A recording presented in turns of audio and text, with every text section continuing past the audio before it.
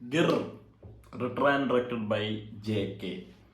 അഭിനയിച്ചിരിക്കുന്നവർ അനഘ, ശ്രുതി രാമേന്ദ്രൻ, രമേശ് പിഷാരടി, മഞ്ജു പിള്ള, പിന്നെ ശോഭി തിലകൻ, പിന്നെ മറ്റേ രാജേഷ് മാധവൻ പുള്ളിയുണ്ട്. പിന്നെ അങ്ങനെ കുറച്ച് ക്യാരക്ടർ നമ്മൾ കുറേ പടങ്ങളിലൊക്കെ അലൻസിയറിലെ പുള്ളിയുണ്ട്. അങ്ങനെ അത്യാവശ്യം നല്ലൊരു കാസ്റ്റിൽ വന്നിരിക്കുന്ന ഒരു സ്റ്റാർ കാസ്റ്റ് എന്ന് തന്നെ പറയാം. അങ്ങനെ ഒരു കാസ്റ്റിൽ വന്നിരിക്കുന്ന cinema. And main lead Kunchacko Boban and Suraj Venjaramoodu. ഞാൻ മെയിൻലി ഈ പടം കാണാൻ തീരുമാനിച്ചത് ഇവരുടെ രണ്ടുപേരുടെ ഒരു ഹ്യൂമർ സൈഡ് ഇവരെങ്ങനെ ഡീല് ചെയ്യുന്നു എന്നൊക്കെ അറിയാൻ വേണ്ടിയാണ് ഞാൻ മെയിനായിട്ട് ഈ ഒരു സിനിമ കാണാമെന്ന് ഞാൻ പേഴ്സണലി വിചാരിച്ചത്. അതിനുവേണ്ടി തന്നെയാണ്. അവർ രണ്ട് സുരാജേട്ടനും ചാക്കോച്ചനും എന്ന് പറയുമ്പോൾ പണ്ട് മല്ലു സിംഗിലൊക്കെ കുറച്ചൊക്കെ കോമഡി ഉള്ളെങ്കിൽ അടിപൊളിയായിരുന്നു.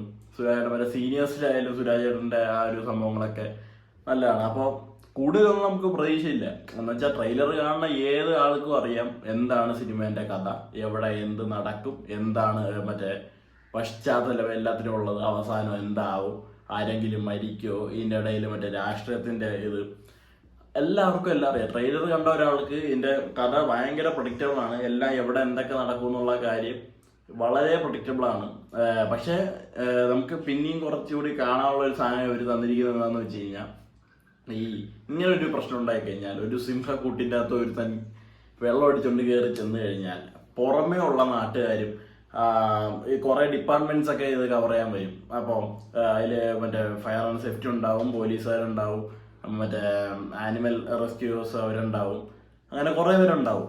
അപ്പോൾ ഇവരൊക്കെ ഇതെങ്ങനെയാണ് ഡീൽ ചെയ്യുന്നത്, ഇങ്ങനത്തെ ഒരു പ്രശ്നം വന്നാൽ എന്തായിരിക്കും ഇതിൻ്റെ ഒരു ഔട്ട്കം എന്നൊക്കെ അറിയാനാണ്.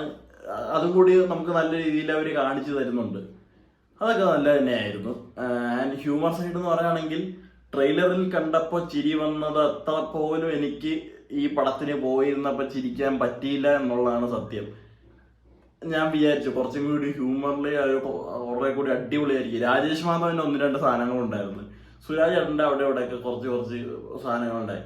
പിന്നെ രമേശ് ഏട്ടൻ്റെ ആയാലും അങ്ങനെ അവിടെ ഇവിടെ നിന്ന് കുറച്ച് അവിടെ ഇവിടെയൊക്കെ ഇങ്ങനെ പിടിച്ച് കുറച്ച് സംഭവം കൊണ്ടെന്നല്ലാതെ ടോട്ടലി ഒരു ഹ്യൂമർ, ഒരു കോമഡി, നമുക്കിങ്ങനെ ഇരുന്ന് ചിരിക്കാതെ അങ്ങനെ പറയാനുള്ള സാധനങ്ങളൊന്നുമല്ല. Very decent, very average. എനിക്ക് അത്ര അങ്ങനെയാണ് തോന്നിയത്. ആൻഡ് പിള്ളേർ set will definitely enjoy this movie. അവർക്ക് ആ സിംഹത്തിനെ കാണാനും സിംഹം വരുന്നതും അതിനെ കൊണ്ട് ചെയ്യിപ്പിച്ച കാര്യങ്ങളും അതൊക്കെ അടിപൊളിയാണ്. സിംഹത്തിന്റെ ക്ലോസപ്പ് വരുന്ന ഭാഗങ്ങളെല്ലാം VFX ചെയ്തിട്ടുണ്ട്. ആൻഡ് VFX വലിയ കുഴപ്പമുണ്ടായിരുന്നില്ല, നല്ലവണ്ണം തന്നെ ചെയ്തിട്ടുണ്ട്. സിംഹത്തിന്റെ കേസായാലും നല്ല രീതിയിൽ തന്നെ ചെയ്തിട്ടുണ്ട്. എന്ന് വെച്ചാൽ ഞാൻ പറഞ്ഞതാണ് ഇതിന്റെ ട്രെയിലർ റിയാക്ഷനിൽ ഞാൻ പറഞ്ഞതാണ്, ഇവിടുത്തെ ബഡ്ജറ്റിൽ അവർക്ക് എന്തൊക്കെ എത്രത്തോളം ചെയ്യാൻ പറ്റും അതിന്റെ മാക്സിമം അവർ ചെയ്തിട്ടുണ്ട്. ആൻഡ് മ്യൂസിക് അടിപൊളിയായിരുന്നു. രതിപുഷ്പ പാട്ടിൻ്റെയൊക്കെ വിലയ്ക്ക് വാങ്ങിച്ചതുകൊണ്ട് ഈ സിനിമയിലേക്ക് ഭീഷ്മപർവത്തിലുള്ള പാട്ട് ഇടയ്ക്ക് ആ പാട്ടൊക്കെ വരുന്നുണ്ട്. ആൻഡ് ഇതിലൊരു തുടക്കത്തിൽ 2 പാട്ടുണ്ട്. ഒരു എന്താ പറയുക, ഒരു പ്രണയത്തിനെ കുറിച്ചുള്ള ഒരു പാട്ടും, പിന്നെ ഈ സിറ്റുവേഷനൊക്കെ ആസ്പദമാക്കി ഇതിൻ്റെ ഇടയിൽ കൂടെയൊക്കെ ഇങ്ങനെ റൺ ചെയ്ത് പോകുന്ന പോലത്തെ കളിക്കളം ഇതൊക്കെ പോലത്തെ ഒരു പാട്ട് ഇതിലുണ്ട്. അത് 2 അടിപൊളിയായിരുന്നു.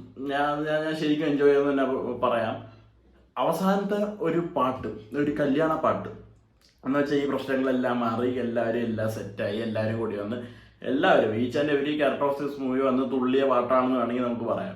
ആ ഒരു പാട്ടുണ്ട്.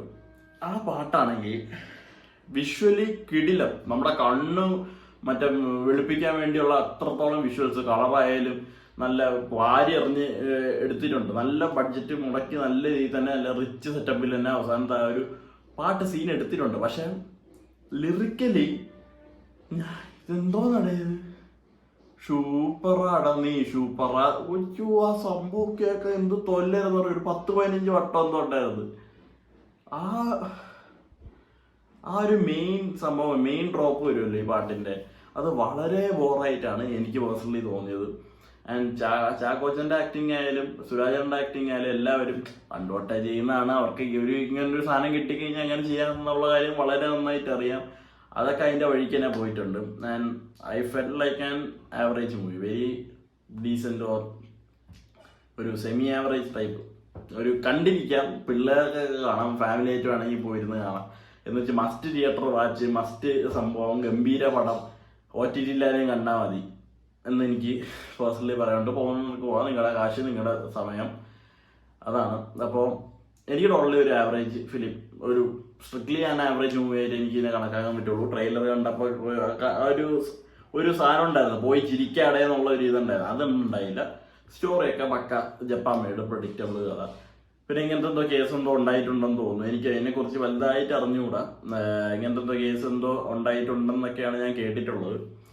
ആൻഡ് യാ, അത്രയൊക്കെ തന്നെ. മഞ്ജു പിള്ളേൻ്റെ കഥ മാത്രം അടിപൊളിയായിരുന്നു. ശ്രുതിരാമൻ്റെയും സുരാജ് വെഞ്ഞാറമൂടിൻ്റെയും അവസാനം ഒരു ചെറിയൊരു സാധനം വരുന്നുണ്ട്, ഒരു എന്താ പറയുക, ഒരു ഹസ്ബൻഡ് വൈഫ് റിലേഷൻ്റെ ഒരു പ്രശ്നങ്ങളുടെ മുൻപന്തിയിൽ നിന്നിട്ട് പിന്നെ അവിടെ നിന്ന് ഇമോഷണലി അവർ കളക്ട് ചെയ്യുന്ന ഒരു സാധനമുണ്ട്, അതൊക്കെ കൊള്ളായിരുന്നു. ആൻഡ് അനക യാ കൊള്ളാം, ചെയ്തിട്ടുണ്ട്, വെടിപ്പായിട്ട് തന്നെ കൊടുത്തിരിക്കുന്ന റോള് ചെയ്തിട്ടുണ്ട്. അത്ര ഉള്ളു. നല്ല ഒരു എല്ലാവർക്കും കാണാൻ വേണമെങ്കിൽ അങ്ങോട്ടേക്ക് പോകാവുന്ന ഒരു പടം. എനിക്കൊരു ആവറേജ് ആയിട്ടേ തോന്നിയുള്ളൂ. Bye bye.